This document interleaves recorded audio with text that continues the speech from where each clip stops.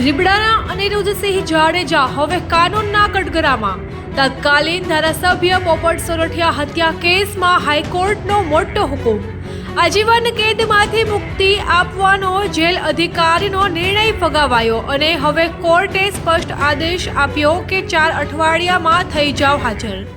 રીબડાના અનિરુદ્ધસિંહ જાડેજા કાયદાના સકંજામાં આવ્યા છે। ગુજરાત હાઈકોર્ટે પૂર્વ ધારાસભ્ય પોપટ સોરઠિયા હત્યા કેસમાં એક મહત્વનો આદેશ આપ્યો છે। પોપટ સોરઠિયા હત્યા કેસમાં 4 અઠવાડિયામાં સરેન્ડર કરવા હાઈકોર્ટે આદેશ આપ્યો છે।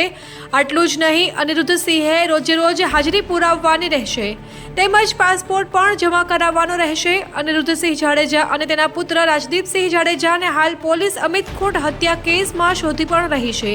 અમિત ખૂંટ હત્યા કેસમાં પણ ગોંડલ કોર્ટે અનિરુદ્ધસિંહ જાડેજાની આગોતરા જામીન અરજી નામંજૂર કરી છે।